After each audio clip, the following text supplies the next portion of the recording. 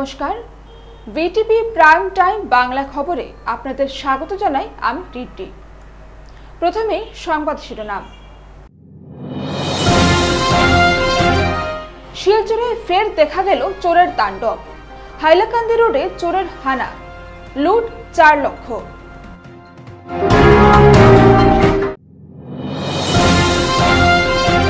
আমরাঘাট সেতু সংস্কার নিয়ে জটিলতার ঘটল অবসান। কাল থেকে শুরু হচ্ছে সেতুর সংস্কার কাজ।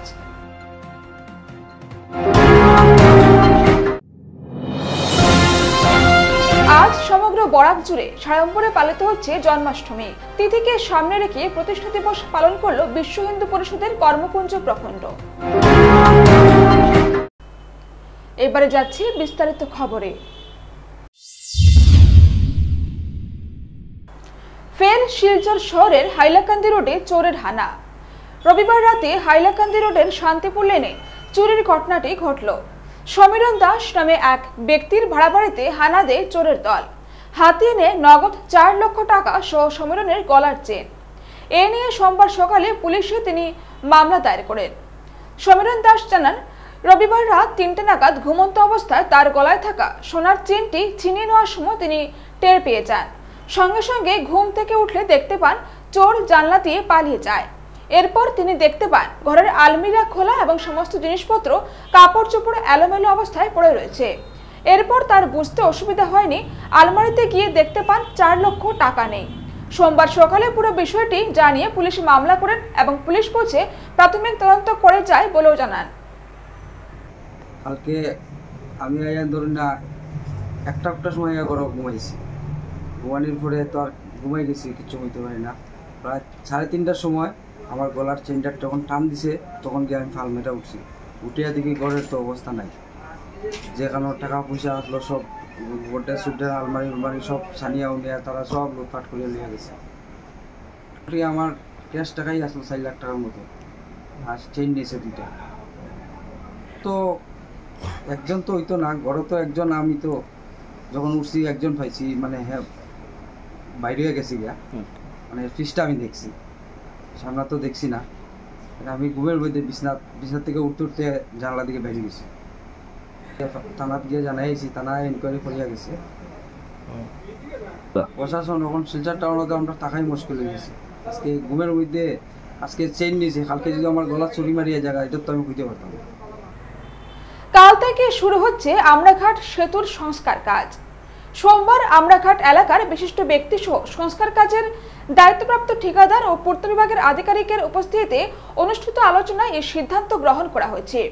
এদিন পূর্ত বিভাগের ধলাই সোনার ডিভিশনের ইঞ্জিনিয়ার তথা কাজের দায়িত্বে থাকা এসও ইমদাদ লস্কর, সংস্কার কাজের দায়িত্বপ্রাপ্ত ঠিকাদার ও আমরাঘাট বাজার কমিটির সভাপতি কৃপেশ চন্দ্র পাল, সহসভাপতি শফিক উদ্দিন লস্কর, আমরাঘাট সিনিয়র সেকেন্ডারি স্কুলের অধ্যাপক হিমাংশু চক্রবর্তী, পূর্ব ধলাইয়ের প্রাক্তন জেলা পরিষদ সদস্য স্বপন কুমার দাস সহ এলাকার অন্যান্য ব্যক্তিরা আলোচনায় উপস্থিত ছিলেন। আলোচনা শেষে সংবাদ মাধ্যমের সঙ্গে কথা বলতে গিয়ে অধ্যাপক হিমাংশু চক্রবর্তী জানান, মুখ্যমন্ত্রী ডক্টর হিমন্ত বিশ্ব শর্মা আমরাঘাটে নতুন সেতুর কথা ঘোষণা করার পর বর্তমানে সোনাই নদীর উপরে থাকা পুরনো সেতুর সংস্কার কাজ নিয়ে জনমনে বিরূপ প্রতিক্রিয়া দেখা দেয়। শেষ পর্যন্ত আলোচনার মাধ্যমে তাহার নিষ্পত্তি হয়েছে। সংবাদ মাধ্যমের সঙ্গে কথা বলেন বাজার কমিটির সভাপতি কৃপেশ চন্দ্র পাল ও পূর্ব ধলাইয়ের প্রাক্তন জেলা পরিষদ সদস্য স্বপন কুমার দাস। তারা প্রত্যেকে আমরাঘাটে নতুন সেতুর ঘোষণা করায় মুখ্যমন্ত্রী হিমন্ত বিশ্ব শর্মাকে সাধুবাদ জানান। আমরাঘাট থেকে বিটিভি প্রতিনিধি বিক্রম বিজয় দাসের প্রতিবেদন। মন্ত্রী মহোদয়কে আসামের ধন্যবাদ জ্ঞাপন করছি আপামর আমরাঘাট এলাকার সর্বস্তরের জনসাধারণের তরফ থেকে, যেহেতু উনি বিগত দিনে বর্জালাঙ্গে এসেছিলেন এবং একটা কথা ঘোষণা করেছেন যে আমরাঘাটে নতুন ব্রিজ হবে, এবং সেই সূত্রে আমাদের যুবকের মধ্যে একটু ভুলভ্রান্তি দেখা দিয়েছিল, ভুল বুঝাবুঝি হয়েছে বিগত দিনে এই আমরাঘাটের বর্তমান ব্রিজের রিপেয়ারিংয়ের ব্যাপারে। যাই হোক, এটা আমাদের আলোচনার পর এটা সমাধান হয়েছে। এখন এই ব্রিজের রিপেয়ারিং কাজ শুরু হবে। আর বিভাগীয় কর্তৃপক্ষের সাথে আলোচনার পর এটাও সিদ্ধান্ত হয়েছে যে ওরা এখানে একটা ফ্লেক্স বা ব্যানার একটা লাগিয়ে দেবেন যে কত টাকার কাজ হচ্ছে এবং কিভাবে কাজ হবে। আর আমাদের আপামর জনসাধারণের একটাই অনুরোধ থাকবে, লোক চলাচলের ব্যাপারে একটু যাতে তারা একটু সাহায্য করেন, সেই দিকটা লক্ষ্য রাখেন। আর পূজার আগে যাতে এই উপরের ব্রিজের উপরের ঢালাইয়ের কাজটা যাতে সারানো হয়। এই অঞ্চলের পক্ষ থেকে যে আসাম সরকারের মাননীয় মুখ্যমন্ত্রী ডক্টর হেমন্ত বিশ্ব শর্মা, বর্তমান এমপি আমাদের পরিমল শুক্লবৈদ্য, যে আমরা দীর্ঘদিনের গণদাবী ছিল যে আমাদের এই যে আমরাঘাট ব্রিজ নিয়ে বর্তমানে ব্রিজটা তেমন ভালো অবস্থায় নয়। তো এইখানে প্রথম অবস্থায় রিপেয়ারিংয়ের জন্য কিছু টাকা স্যাংশন হয়ে আছে, তো এই টাকায় কাজ হবে। আর উপরন্ত ডক্টর হেমন্ত বিশ্ব শর্মা মানে উনি আমাদেরকে আশ্বাস দিয়েছেন যে ওইখানে একটা নতুন ব্রিজ হবে। তো আমরা মধ্যে একটা মিসআন্ডারস্ট্যান্ডিং হয়েছিল আমাদের যুবকদের মধ্যে আমরাঘাট বাজারের, তো এখানে আমরা সমাধান হয়েছে। তো আমরা সবাই দাবি আছে যে রিপেয়ারিং ব্রিজটা হোক, কোনো আমাদের আপত্তি নাই। আমরাঘাট ব্রিজ রিপেয়ারিংয়ের কাজ হইতো, আমরা ডিপার্টমেন্ট এবং কন্ট্রাক্টরের কাছে আমরা দাবি যে কি এস্টিমেট আছে, এস্টিমেটের একটা ব্যানার টাঙ্গাইয়া তাইনের কাজ করুকা। আমরা এত সম্পূর্ণ মানে ইচ্ছা আছে যে রিপেয়ারিং কাজ হইতো হোক, আমরা কোনো আপত্তি নাই। আর যেগুলো কাজ মানে আপনার হইতো এগুলো তার সুন্দর মতো কর্তা তাইনের কাজ কর্তা, আমরা এতে কোনো আপত্তি নেই। সুন্দর মতো কাজ হোক, রিপেয়ারিংয়ের কাজ, এটা আমরা কোনো। আর গাড়ি চলাচল বা লোক চলাচল এটা আপনারা তারা কইব ডিপার্টমেন্টে গাড়ি কতদিন বন্ধ থাকতো না থাকতো এটা তারা আপনারা জানাইব। আর আমরা ডিপার্টমেন্টের কাছে কইমু বা কন্ট্রাক্টরের কাছে কইমু যেন পায়ে হাঁটিয়ে লোক চলাচল করার একটা ব্যবস্থা সবসময় থাকে। 1964 সালের 29 আগস্ট শ্রীকৃষ্ণের জন্মাষ্টমীর দিনে বিশ্ব হিন্দু পরিষদের জন্ম হয়। প্রতি বছর জন্মাষ্টমীকে সামনে রেখে প্রতিষ্ঠা দিবস পালন করে আসছে বিশ্ব হিন্দু পরিষদের কর্মকুঞ্জ প্রখণ্ড। এবারও ঠাসা কার্যসূচির মধ্য দিয়ে প্রতিষ্ঠা দিবস উদযাপন করেছে শ্রীভূমি জেলার কর্মকুঞ্জ প্রখণ্ড। গত 24 আগস্ট চরবাজারের গৌরীয় মঠে সন্ধ্যা 6:30টায় বিশ্ব হিন্দু পরিষদের প্রতিষ্ঠা দিবসের 4 দিনের কার্যসূচির সূচনা হয়। 26 আগস্ট সোমবার জন্মাষ্টমী উপলক্ষে স্থানীয় রাধা মদন মোহন জিউর আখড়ায় বিকেল 5টায় কৃষ্ণ সাজ, কৃষ্ণের আরতি, ধর্মসভা সহ সাংস্কৃতিক অনুষ্ঠানের আয়োজন করা হয়। আগামীকাল অর্থাৎ 27 আগস্ট স্থানীয় সংকটমোচন আশ্রমে বিশ্ব হিন্দু পরিষদের স্থাপনা দিবসের মূল অনুষ্ঠানের উদযাপন হবে। দিনভর চলবে কীর্তন, পূজাপাঠ সহ বিভিন্ন কার্যসূচি। রাত 2টায় হবে অভিষেক অনুষ্ঠান।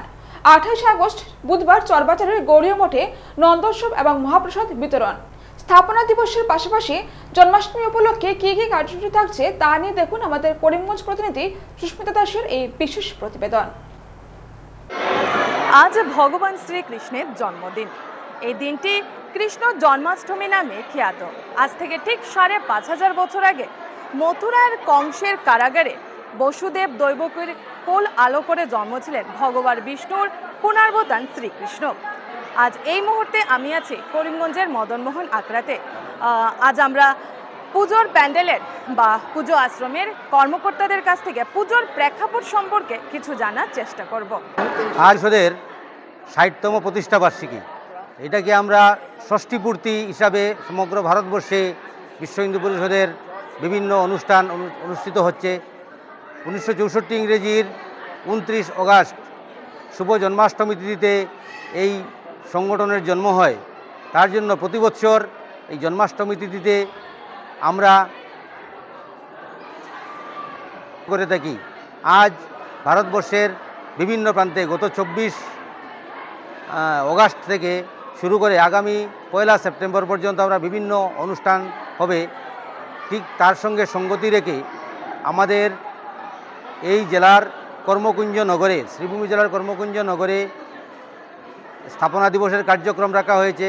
আমরা গত 24 তারিখ আমাদের যে পরিষদের জেলা কার্যালয়ে আমরা স্থাপনা দিবস পালন করেছি। আজ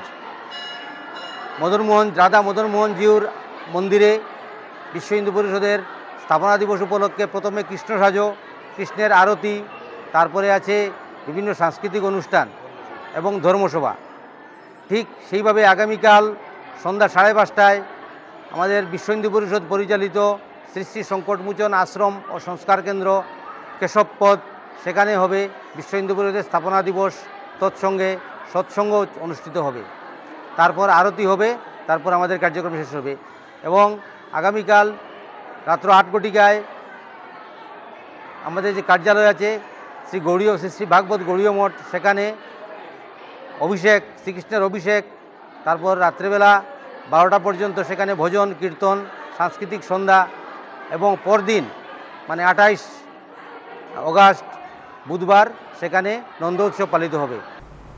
রবিবার বিকেলে শিলচর গোলদিঘি মলে এক আলোচনা সভার মধ্য দিয়ে বিশিষ্ট চিত্রশিল্পী কল্পনা সিনহার লেখা চিত্রশিল্পভিত্তিক আর্ট অ্যান্ড অ্যানকট ওয়ার্ডস বইটি উন্মোচন করলেন লেখক তথা বঙ্গ সাহিত্য ও সংস্কৃতি সম্মেলনের কাছাড় জেলা সভাপতি সঞ্জীব দেবলস্কর, প্রাক্তন অধ্যাপক বরুণ কুমার সিনহা, বাস্তুকার প্রণব সিনহা, চিত্রশিল্পী বিমলেন্দু সিনহা, আসাম বিশ্ববিদ্যালয়ের চিত্রকলা বিভাগের অধ্যাপক ডক্টর গণেশ নন্দী প্রমুখেরা।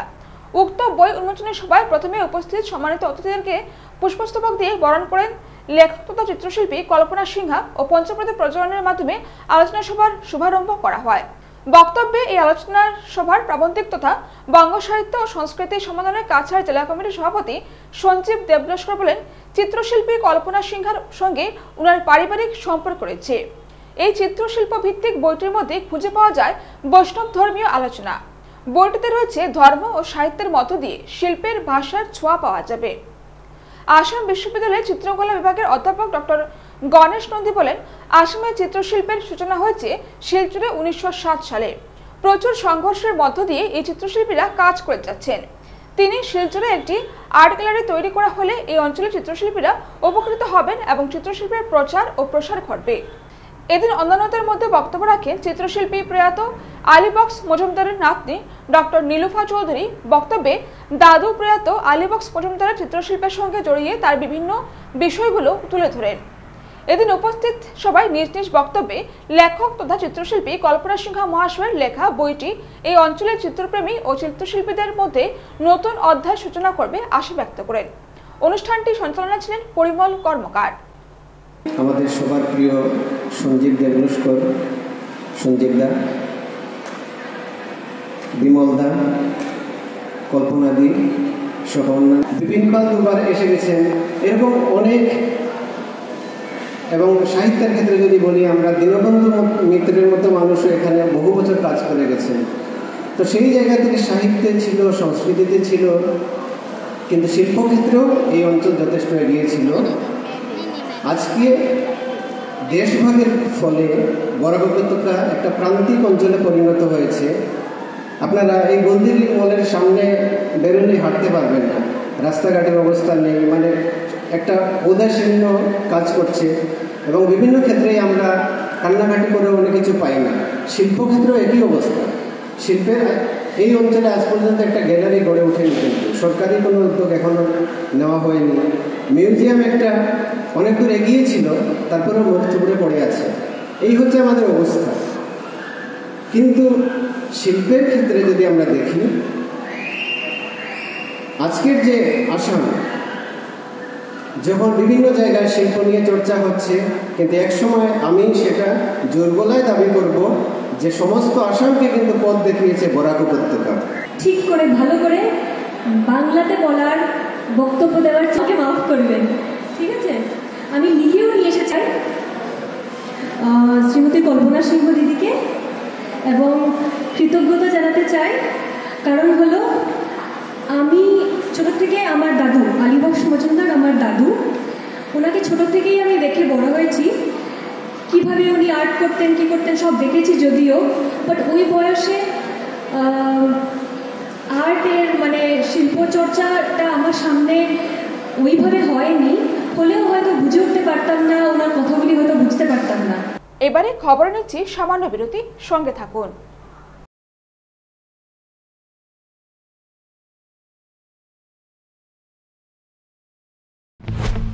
ইয়াত চেনি আছে নেকি?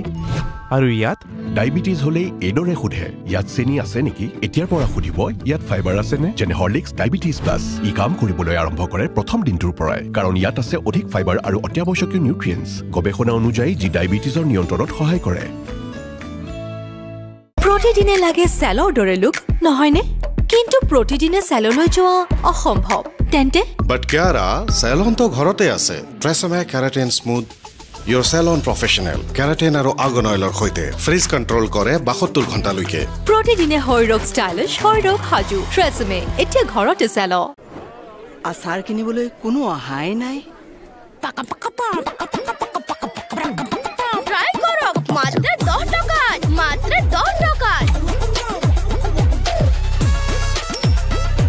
কোনো কথা নাই, 10 টকাৰ সার্ফ এক্সেলেৰে এই যে দিদাক গুচি যাব। সার্ফ এক্সেল মাত্র 10 টাকাত। স্কুল যাবলৈ রেডি? 1942 ভাৰত ত্যাগ আন্দোলন, 1947 ভাৰতৰ স্বাধীনতা। কৰ পৰা পঢ়ি আছা? ইয়াৰ পৰা। প্ৰতিদিনে হৰলিক্স প্ৰতিক্ষণে ৰেডি, কাৰণ কনচেন্ট্ৰেশ্যন বঢ়োৱাৰ বাবে হৰলিক্স হ'ল প্ৰমাণিত, যাতে ল'ৰা ছোৱালী হয় শাপ। খসি গলি নহয় তাত, এনেকৈ ভিতৰলৈকে যোৱা তাত। ইজি ইজি ইজি ইজি এতিয়া হৈ পৰে নহয় ইজি ইজি হৈ গৈছে। ইজি লিকটা দাগ, এই দাগ গুচোৱা easy. Surf Excel easy wash, ইয়াৰ 10খন হাতৰ শক্তি ইমান বেছি, লিকটা দাগ গুচোৱা হৈ পৰে easy. Surf Excel easy wash. তোজো কি হ'ল? হলো হৈ গল মা, হলো হৈ গল হলো হৈ গল হলো হৈ গল। তোজোৰ বাঢ়ি অহা গ্ৰোথৰ বাবে পুষ্টি যাতে কম হৈ নপৰে, সেয়ে জুনিয়ৰ হৰলিক্স। ইয়াৰ DHA প্ৰটিন আদিৰ দৰে 27 বিধ পুষ্টিকৰ উপাদানে শিশুহঁতৰ শাৰীৰিক বৃদ্ধি আৰু মগজৰ বিকাশত সহায় কৰে। সম্পূৰ্ণ পুষ্টি অৰ্থাৎ সম্পূৰ্ণ গ্ৰোথ। মুথুত ফাইনেন্সৰ পৰা গোল্ড লোন লওঁতে সন্দেহ কৰিবলৈ একো নাই, কাৰণ ইয়াত আছে সম্পূৰ্ণ স্বচ্ছতা, 100% ভৰসা আৰু সুৰক্ষা। সেয়েতো মুথুত ফাইনেন্স হ'ল ভৰসা ইণ্ডিয়াৰ। গতিকে গোল্ড লোন লোৱাৰ বাবে কল কৰক 1-800-313-1212 লৈ। আরে দাদা, এক্সকিউজ মি, আপুনি ভাগৰি পৰা যেন লাগিছে, আপুনি বহক। মাছ বয়সতে বুঢ়া মানুহৰ দৰে ভাগৰ, সেয়ে সদায় লগ ৰিভাইটেল এইচ। ইয়াৰ 19 বিধ মাল্টিভিটামিনছ, মিনাৰেলছ আৰু নেচাৰেল জিংচিঙে অক্সিজেন বহন ক্ষমতা বৃদ্ধি কৰে আৰু দিয়ে 30% বেছি এনাৰ্জি মাত্ৰ 30 দিনতে। ৰিভাইটেল এইচ। মুথুত ফাইনেন্সে কিন্তু শতিকা জুৰি আপোনাৰ ভৰসা অব্যাহত ৰাখিছে আৰু চিৰদিন ৰাখিব। মুথুত ফাইনেন্স, শতিকা জোৰা ভৰসা চিৰদিনৰ বাবে। ইণ্ডিয়াৰ number 1 most trusted financial services brand. গতিকে গোল্ড লোনৰ বাবে কল কৰক 1-800-313-1212 লৈ। ফিরে এলাম বিরতির পর। দক্ষিণ হাইলাকান্দিতে ধলেশ্বর নদীতে তলে যাচ্ছে রেল লাইন। বিগত এক সপ্তাহ থেকে ভৈরবী রোডে ট্রেন চলাচল বন্ধ, মিজোরামের যাত্রীদের দুর্ভোগ চরমে। বর্তমানে জামিরা রেল স্টেশন থেকে শিলচর যাতায়াত করছে ট্রেন। এই ভাঙনের ফলে জামিরা থেকে ভৈরবী পর্যন্ত ট্রেন চলাচল সম্পূর্ণভাবে বন্ধ রাখা হয়েছে।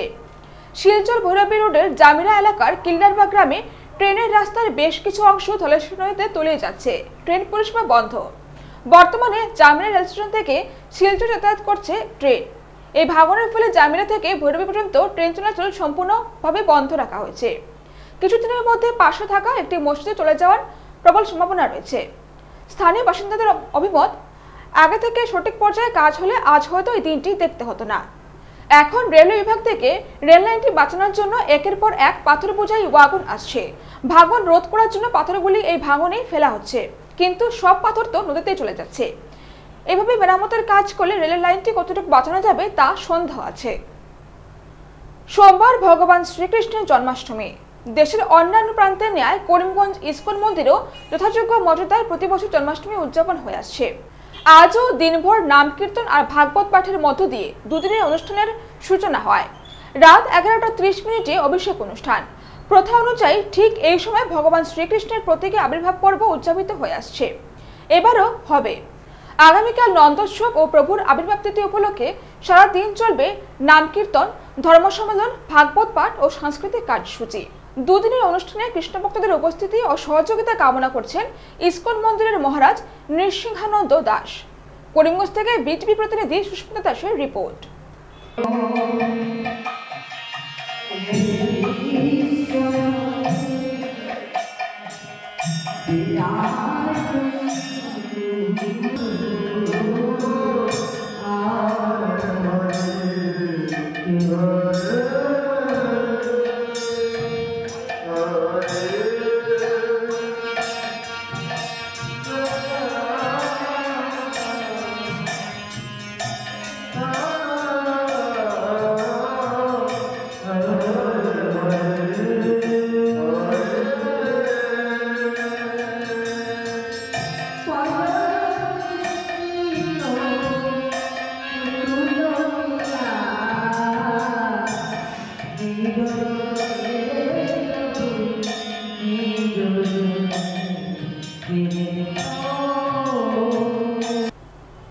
প্রতি বছরের ন্যায় এই বছরও শিলচর সেন্ট্রাল রোড স্থিত লোকনাথ বাড়িতে শ্রীকৃষ্ণের জন্মাষ্টমী সহ ত্রিকালযোগ্য শ্রী শ্রী লোকনাথ ব্রহ্মচারীর 295তম জন্মতিথি বিভিন্ন সনাতনী ধর্মীয় কার্যক্রমের মাধ্যমে পালন করা হয়।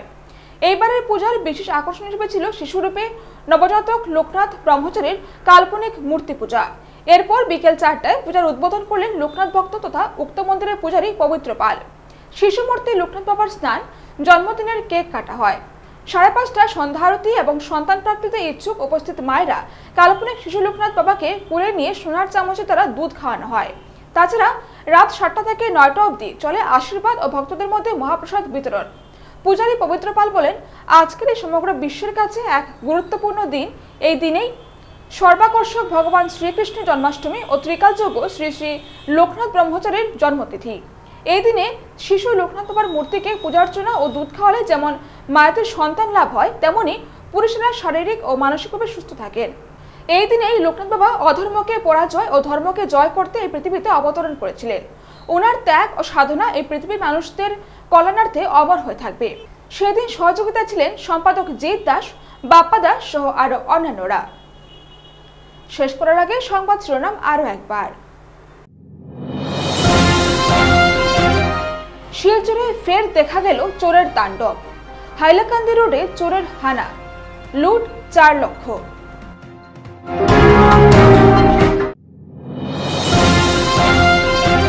আমরাঘাট সেতু সংস্কার নিয়ে জটিলতার ঘটল অবসান। কাল থেকে শুরু হচ্ছে সেতুর সংস্কার কাজ।